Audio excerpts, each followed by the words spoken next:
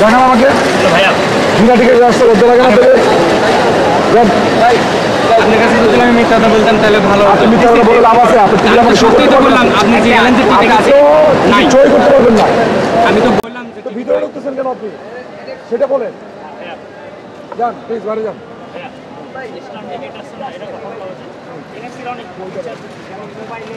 Bike চালালে biking মোডে নেওয়া যায়। যাবেন আবার ইলেকট্রিকে আমার ফোনে কাছাকাছি আসলে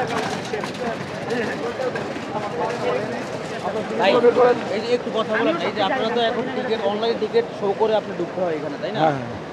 এই সকাল থেকে আপনারা কি ধরনের ইয়া পাচ্ছেন, ভোগান্তি পাচ্ছেন? ভোগান্তি হচ্ছে সবচেয়ে বড় ব্যাপারটা, যেটা হচ্ছে যে একটা কপি দেখা যায় যে বারবার আপনার রিইউজ হচ্ছে, ঠিক আছে। আরেকটা হচ্ছে আপনার হচ্ছে পুরান টিকিট শো করতেছে, এই ব্যাপারটা হচ্ছে সবচেয়ে বেশি ভোগান্তি।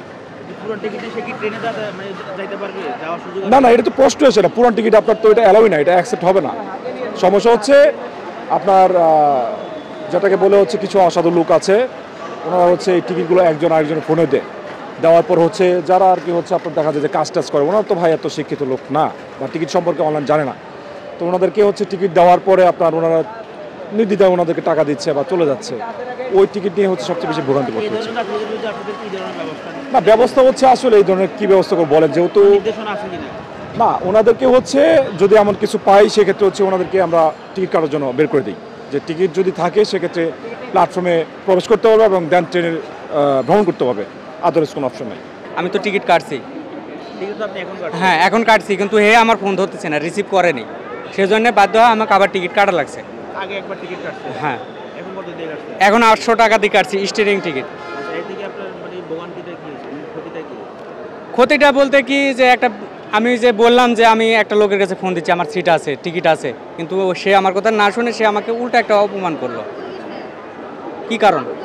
তার কাছে তো আমি স্বীকার করছি যে আমার কাছে টিকিট নেই, আমি যদি স্বীকার না করতাম তাহলে সে কথা ছিল যে আমার কাছে টিকিট আছে, আমি স্বীকার করিনি, কিন্তু সে বলল যে আমি টিকিট না নিয়েই ঢুকে যাচ্ছি।